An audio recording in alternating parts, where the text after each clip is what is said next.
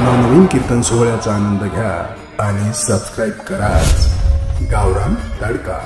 काळ वाईट आहे, कीर्तनात बसलेल्या 50 बाया अशा निघतील आता माया पुढे बसेल का तुम्ही तुमच्या सख्या भावाशी बोलत नाहीत अशा 50 कीर्तनात आता लबाड बोलू नका, लक्ष्मी यायची वेळ आहे, मला नाव सांगायला लावू नका, मी नाव सगळं सांगल, लबाड बोलायचं नाही।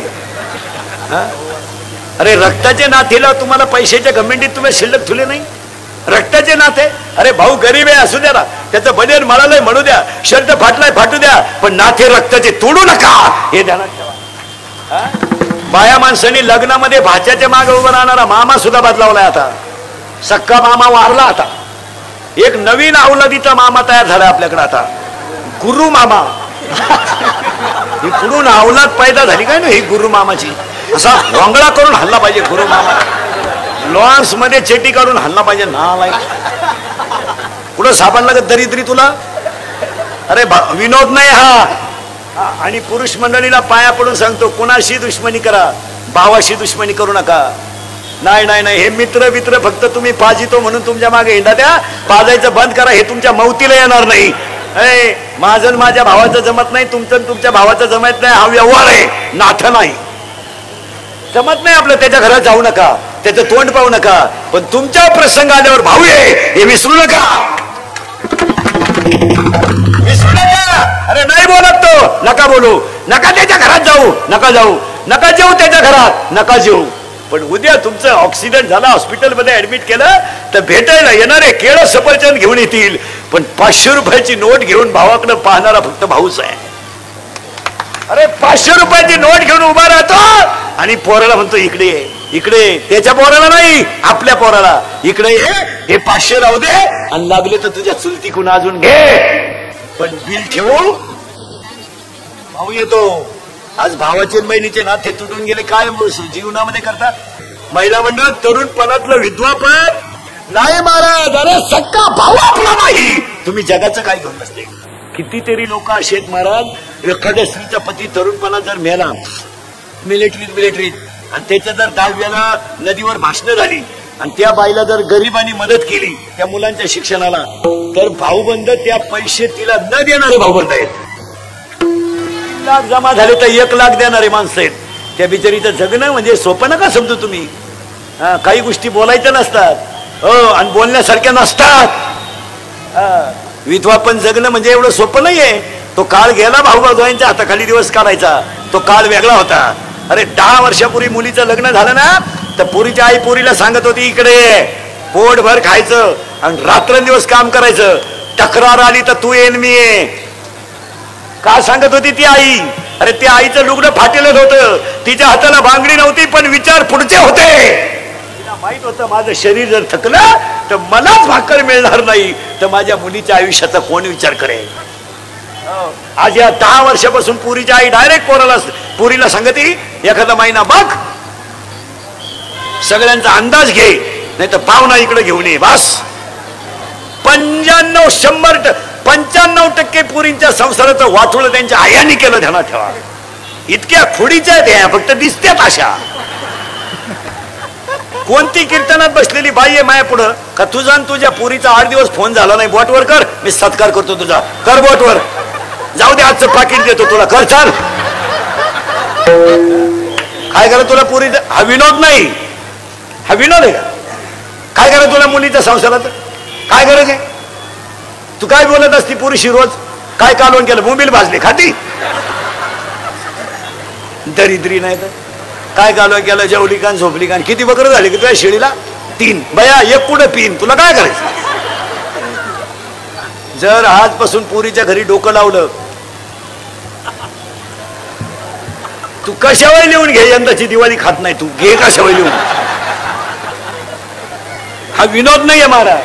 अरे स्वतःच्या मुलीच्या पायाला चपला घालायला दाशा होत्या, त्याची मुलगी वनवासाला निघली तरी जनक बोलला नाही, जनक शब्द सुद्धा बोलला नाही, पोरगी वनवासाला निघली वलकले नेसून, आणि आताचा जनक असता तर रामाचं कान फाड फोडून टाकला असतं, भाऊला तू वनवासाला चालला का, घटस्फोट घे, माया पोरीला 2-4 राम, एकत्र राम काय घेऊन बसलो, पण जनक राजा शब्द सुद्धा का बोलला नाही माहितीये का? ऐका जाणकार पोथे ऐकणाऱ्यांच्या ध्यानात येईल. राजा जनकाला माहित होतं माझ्या मुलीच्या कपाळावर जे सटवीनं लिहिलंय ते मलाच काय माझ्या बापाला चुकवता येणार नाही, तिला भोगू द्या. आणि तिनं जर भोगलं पुढे जर अमर झाली तर काय होईल? झालीच. इतिहासात अमर झाली त्याची पोरगी. कारण पूर्वींचं लग्न पूर्वी बाप जमीत होता. आता बापाला व्हॉट्सअपला माहित झालं पुरीचं लगीन, त्या गुटी गेली काय? आणि मग पुरीने मूर्खपणानं वागायचं आणि पोरांना बरबाद करायचं. आता सध्या पेपरला बातम्या पेपरला आणि टीव्हीला बातम्या पाहिजे. अल्पवयीन मुलीला पळवले. जरा वाचणारे ध्यानात ठेवा. याला तुम्ही कोणाला दोष देता? मुलाला. तुम्ही सगळी शिक्षा कोणाला करता? मुलाला. पुरीचा दोषच नाही का? तिला समजत नाही का शिंबडीला काही? कान फाड फोडलं पाहिजे, तिला कळत नाही? 15 वर्षाची टुणकी म्हणजे बारीक आहे का? बारीक नाही. त्यानं मोबाईल दिलेला तुला गोड लागला, त्यानं रिचार्ज मारलेलं तुला गोड लागलं, त्याच्या गाडीवर तोंड बांधून हिंडाय गोड लागलं, त्यानं दिलेले पैसे गोड लागलं, आता भुकती थाड पडून टाकले पाहिजे. समजत नाही का पोरीला? हा विनोद आहे काय? विनोद नाही. 15 दिवस त्याच्या गाडीवर तोंड बांधून हिंडली तेव्हा नाही वाटलं तुला काय? 10,000 तुझ्याकडे मोबाईल आहे, तुझ्या पर्स मध्ये 2-3 हजार रुपये आहे, तुझ्या मोबाईल मध्ये 1000 रुपये बॅलन्स आहे, मी कुठून आणती तू? शाळा बुडून त्याच्या गाडीवर वड्याला हिंड तिथून बरं भुकती. हा विनोद आहे का? अरे पुरीची छेड काढणाऱ्या पोराच्या जर पुरीनं कानपट्टी ठेवून दिली तर तो पोऱ्या कावळा शिवेपर्यंत तिच्या नादी लागायचा नाही. आणि आपण दोष कोणाला देतो? सगळ्या मुलाला. पुरी मला सांगा, ह्या गोष्टी विनोद आहे का? मुलगी मला आहे, मुलगी तुम्हाला आहे. याला आणि पोरगी आपली प्रेमात पडली हे तिच्या आईला पूर्ण माहित असतं. आयांनी भामटेपणा करायचा नाही. माहित नाही का तुला आपली पोरीच्या बॅलन्स मध्ये बॅलन्स कस काय वाढला? आपली पोरगी रविवारी शाळेत जाती, 3-3 वेळा भांग पाडती, 6ला शाळा सुटती, पोरगी 8ला येते. मग ही पोरगी काय करते बा? तू काय करीत असती नक्की घरात? आपली पोरगी 2-2 वेळा आरशात पाहती, 4-4 वेळा भांग पाडती. मग तुझ्या पोरीला काय पांडुरंगाचा साक्षात्कार हो राहिला का? काय समाधी लागली का तुझ्या पोरीला? पोरगी पळून गेल्यावर म्हणती मला अंदाज आलता. तू काय कुंभ मेळ्याला गेली ती उलटली होती का पुढं? हा विनोद नाही महाराज. लोकांना वाईट वाटतं. वैंदुरीकर डायरेक्ट म्हणतो महाराज, पण तळतळीने सांगतो तुम्हाला, मी मरेल ना महाराज, मरेल. मी मरणार नाही, मी 5-25 वर्ष, पण तुम्हाला आपली रोज आठवण येईल एवढं द्यावा. पुरीने इतक्या लाजा सोडल्या त्या 2-4 वर्षात महाराज. पुरी चांगल्या पोरांवर प्रेम सुद्धा करीन. एकदम भंगरी पोराच्या नादी लागते. पोर भंगरी, त्याच्या बगलात गुशिड्या, 1 साइड भांग, अंडरपॅन्टला वा, आणि त्यालाच म्हणती तूच माझी जान है.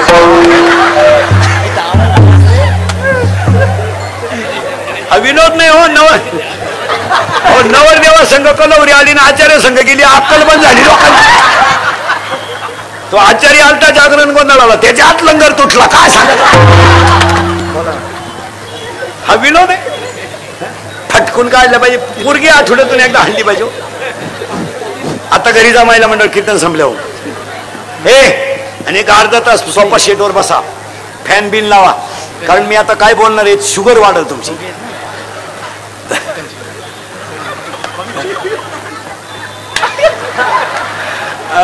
जरा शुगर वाढेल तुमची.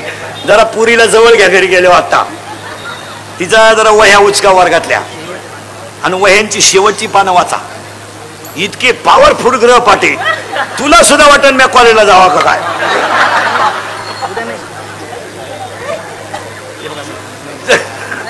मुलीचा बॅलन्स मुलीचा मोबाईल पहा, 3-3 सिम आहेत त्याच्यात. तुम्हाला एकच नंबर माहिती आहे, 2 नंबरांना रेंज नाही. मुलीच्या मोबाईल मध्ये व्हॉट्सअपचे मेसेज वाचा एकदा, तू भाषण घेशील फेरला. मग तुला कळलं आपल्या देवीचे भक्त किती पॉवरफुल आहेत.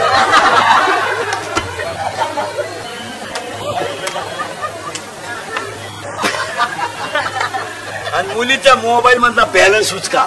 आपण 100 दिले त्याच्यात 500 आले. मग 100ला 500 ही स्कीम कोणती आहे? 1 GB आहे का 2 GB आहे का 4 GB आहे का? हा विनोद नाही महाराज. हा विनोद महिला म्हणलं जाऊ दे, आता मी तुमच्या मुलासारखा, मुलगी मला आहे ना, मुलगी मला आहे, मुलगी तुम्हाला. मी तळतळीनं का बोलतो महाराज, मुलीचा बाप भीक मागणं सहन करू शकतो, पण मुलीनं घालवलेली इज्जत सहन करू शकत नाही. तो भीक मागणं सहन करेल, त्याचे कपडे फाटले ना त्याला काही वाटत नाही, त्याची दाढी वाढली ना त्याला अजिबात काही वाटत नाही. त्याला उलटी घरातली माणसं म्हणतात, अहो कार्यक्रमाला चालले तुम्ही दाढी तर करा, जाऊ दे, त्याला वाटत नाही काही. तो पाहुण्यांच्या कार्यक्रमाला जर निघाला ना, त्याच्या कपड्याला इस्त्रीत पाहिजे असं काही नाही, त्याला फक्त इज्जत पाहिजे. असा गंडी नाही ना, मस्त फाटक्या शर्टात सुद्धा डुलत चालतो, त्याला काय वाटत नाही. चप्पल नसली ना त्याला काय वाटत. एक वाक्य सांगा पोरीनो, बापाला कशातच काही वाटत नाही, पण मुलाकडून मुलीकडून गेलेल्या इज्जतीचा झटका त्याला बसल्याशिवाय राहत. त्याला परिस्थितीचं काय वाटत नाही, कालवणाला तेल नाही नसू दे, ते काय देव ठेवेल तसं लावा, त्याला काय वाटत नाही. तो बिचारा श्रद्धावान असतो, त्याला काय वाटत नाही.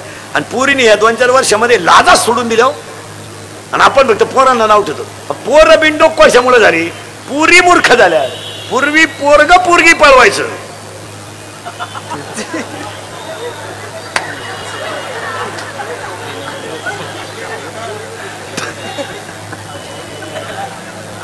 हा विनोद नाही. आणि पोर बिंडोक का झाले महाराज, फुकाट ना सगळं.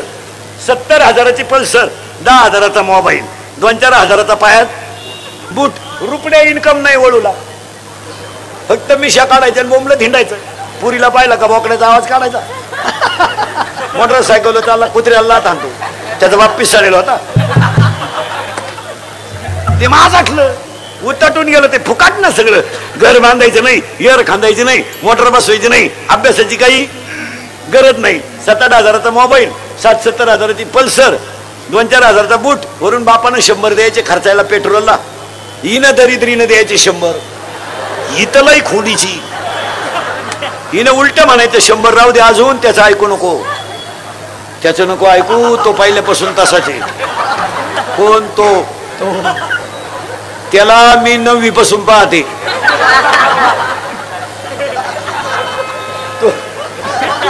तो जसा आहे मग यांना फुकाट मिळालं ना सगळं. आता हे पोरं काल हरिपाठ करतील, माझटले ते.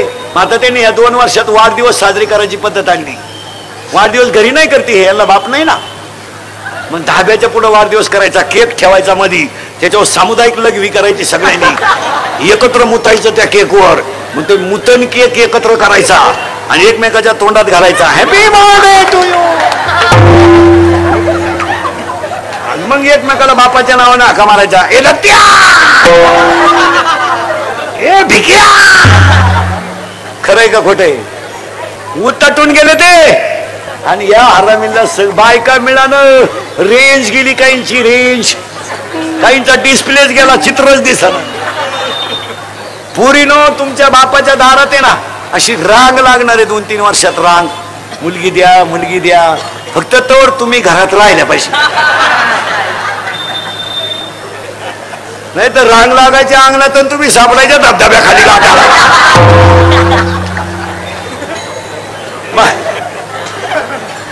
हा, मी माझं कीर्तन ऐकलं सुधरत नाही 2-4 दिवस माणसाला काही, एकटाच हसतो घरी गेलो.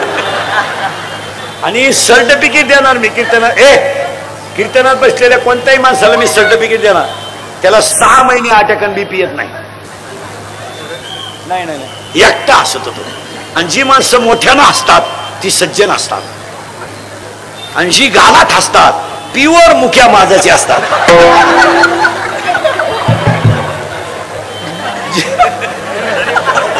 जी माणसं तब्येतीत जास्त असतात ती डोक्यात कमी असतात. म्हणजे ज्या भुईमुगाला पाला जास्त असतो त्याला शेंगा कमी असतात.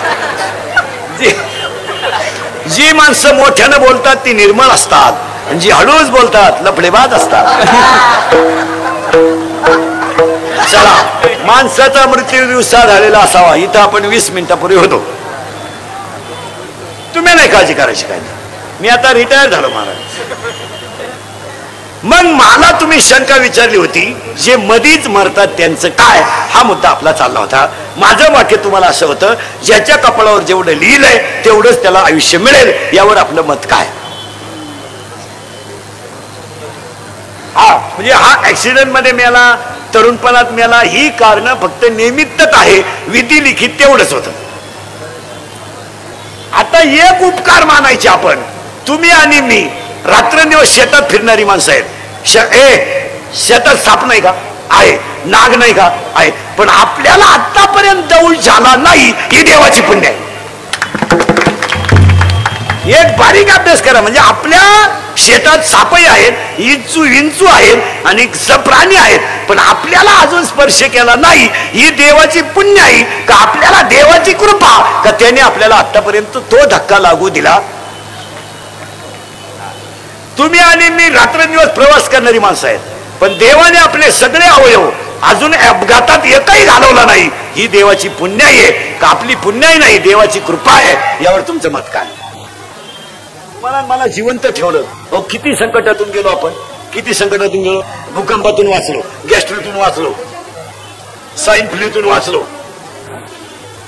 चिकनगुनियातून वाचलो. म्हणजे आपल्याला देवाची कृपा आहे का नाही?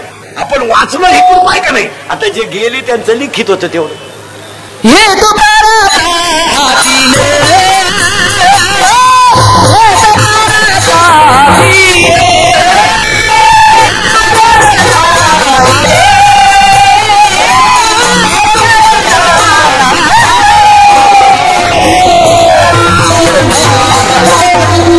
कसं जन्माला यायचं, काय यायचं, मरायचं कसं, आता मरून दाखवतो.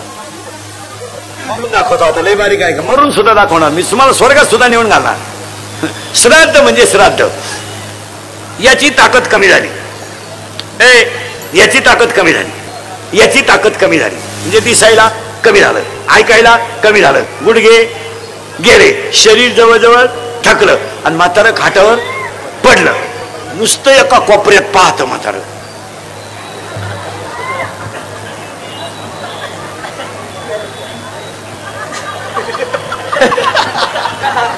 खात नाही, पेत नाही.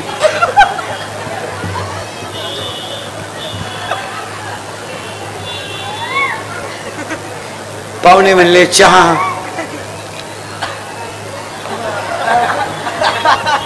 दूध, थोडी दारू. ऐका, आता तो म्हातारा खाटावर निचेष्ट पडलाय. एक माणूस भेटायला गेलेला काय म्हणतो, तो आता तंद्रीत आहे. शब्द तंद्रीत आहे, आणि तंद्रीत हा शब्द खरा आहे. ज्या वेळेस माणूस एकाग्र होतो त्यावेळेस यम त्याला मागचा हिशोब विचारायला सुरुवात करतो. तो एकादशी केलता का? नाही. सोमवार केलता का? नाही. तू तर नालायक वागला. पण त्यानं सांगितलं मी 2 तास एकदा इंदुरीकडच्या कीर्तनाला गेलतो. मग यम म्हणला थांब, ते 2 तास मला तुला शिक्षेतून वजा करावा लागतील. तुम्हाला माहिती म्हणून सांगतो, दिंडीत गेलेला काळ, वारीत गेलेला काळ आणि भजनात गेलेला काळ यमाच्या बापाला सुद्धा वजा करावा लागतो. तुम्ही जर 22 दिवस माऊली सोहळ्यात पायी चालले आणि जर कदाचित तुमचा मृत्यू झाला तर यमाला ते 22 दिवस तुमच्या शिक्षेतून वजा करावं लागतात. यानं नामचिंतन केलंय, हा संतांच्या संगतीत होता. अरे यानं नाही भजन केलं, पण याच्या कानाव का होईना भजन. पाया पडून सांगतो, परमार्थामध्ये घातलेला वेळ कधीही बोगत जात नाही. एखाद्या ठिकाणी हरिपाठ चालू आहे, आपल्याला ऐकू वाटला, आपल्याला उभे राहिलो 15-20 मिनिटं, येत नाही आपल्याला हरिपाठ, पण आपल्या कानाला गोड लागला, ऐकत राहा. ते 20 मिनिटं वजा होती. आणि मग त्याला यम न्यायला यायच्या अगोदर ते पडेल राहतं, आणि पडेल राहिलं का भेटणाऱ्यांची गर्दी सुरू होती. मग ह्या लई तज्ञ त्याच्यातल्या, या सगळ्यातल्याच तज्ञ आहेत. मग एक बाई त्याच्या पायाला हात लावती, पाय गार पडले. दुसरी शेंडा पाहती, वाकडा झाला, आता जवळजवळ मिटलं. तिसरी लगेच कानाची पाळी पाहते, कानाची पाळी वागते माणसाची, तेव्हा 3 दिवसांना माणूस मरतो, आणि शेंडा कल्ल्यावर 7 दिवसांना मरतो. असा नियम येतो. रोज उठून आपलं नाक पाजा आहे का, या आठवड्यात आहे आपलं. हो, नाकाचा शेंडा कल्ला की 7 दिवस मोजावेत, कानाची पाळी कळली का 3 दिवस मोजावेत, आणि पडलेलं शरीर कुणी झालं. आणि मग त्या म्हाताऱ्याला जे आवडतं त्याची वासना तयार होते. मग काही काही म्हातारी माल ठेवतात आयुष्यभर, आणि मरायच्या टायमाला घरच्यांना असं करत्या. घरच्यांना वाटलं सफरचंद, 3 किलो आणून दिली. अंड मग एक जण म्हणतो नका देऊ, तो मालकरी आहे. दुसरा म्हणतो गण टिकावली देऊन टाका. तिसरा म्हणतो मग काय वासनात होतं का, म्हातारा कोंबडा होईल. आणि त्याच वेळेस वासना तयार झाली का वासना तिच्या भावाला फोन करते. तिच्या भावाचं नाव आहे यम राजदूतला राखेल टाकूनच येतो. ठाय ठाय ठाय ठाय ठाय ठाय यम आला का याचा श्वासवास झाला बंद. लगेच जवळची माणसं नागपुडीत कापूस घालत्या. मेला माणूस पाहता का मॅग मेला. आता मेल्यानंतर खाली शिल्लक का राहिलं, प्रेत. चैतन्य निघून गेलं. नागपुडीत हातली घाण बाहेर पडू नये म्हणून नागपुडीत घातलं कापूस. प्रेत पडलं, माणसं रडायला लागली. का रडले, माया. प्रेताजवळ माणसं का रडली त्यांना माहित आहे, गेलेला परत येणार नाही तरी रडले. का, माया. आणि ते शिल्लक राहिलं ते प्रेत, त्याला तुम्ही सुतळी बांधणार आणि जाळून टाकणार, माणूस मेला. आता स्वर्गात गेल्यावर काय होतं हे मी तुम्हाला सांगितलं असतं, पण अजून मी गेलो नाही.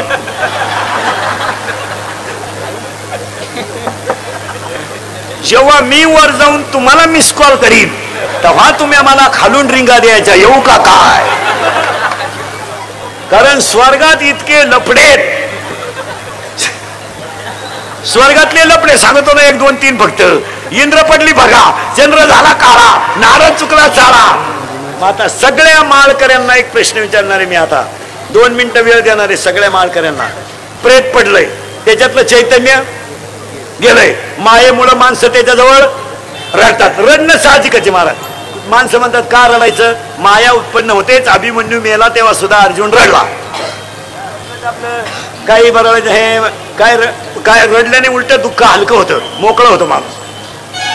रडलं पाहिजे. पूर्वी नवऱ्याच्या घरी पोरगी जाताना 1.5 तास रडायचा कार्यक्रम चालायचा लग्नात. आता नाही, आता पोरगी रडत नाही. आता सनाट फुलाच्या गाडी कधी पोर. ते जुनं वय राहतं सगळं. आता 10 लग्न जर असले तर 7 लग्न जुने आहेत. आशीर्वाद द्यायचं सुद्धा भ्या वाटत आहे. उलटी आता पोरगी लग्न झालं ना, आई बापाला असा हात करते, सगळे हप्ते पेड करा, कर्ज नील करा, तर दुसरा हप्ता घेऊन येते. आता काय नाही, आता झाकली 1.25 लाखाची. आता घरचे सण करतात, आई बापांनाही काही वाटत नाही त्याचं. पुरीला तर लाजच नाही, त्यांना काही वाटतही नाही त्याचं. पुरीलाही काही वाटत नाही. एक पोरगी तर मला डायरेक्ट म्हणली, इंदुरीकर पुरी ना बोलतो, त्याला काय प्रेम कळत आहे. काय बोलायचंय पोरींच्या पुढं, म्हणजे मला प्रेम कळत नाही. प्रेम आंधळा असतं म्हणली, त्याला 2 डोळे, त्याला कुठं प्रेम दिसत आहे. म्हणजे मला बिंडो पुरीला काय 100% पुरी इंदुरीकरला शिवाय द्या. बाबा इंदुरीकर केसांवरून आम्हाला लय बोलतो, कपड्यावरून बोलतो. पुरीनं मी बोलतो म्हणजे मी एका मुलीचा बाप आहे, मुलगी मला आहे. बापाला काय तळतळ असते तुम्हाला भाषण करून कळते का. ज्याला पोरगी नाही त्याला काय वांग कळत त्याच्यातलं. पुरीनं तुम्ही जा ना पडून, आपलं मत नाही. आज जा कीर्तन संपल्यावर, कारण मला गॅरंटी आहे तुम्ही माझं ऐकू शकत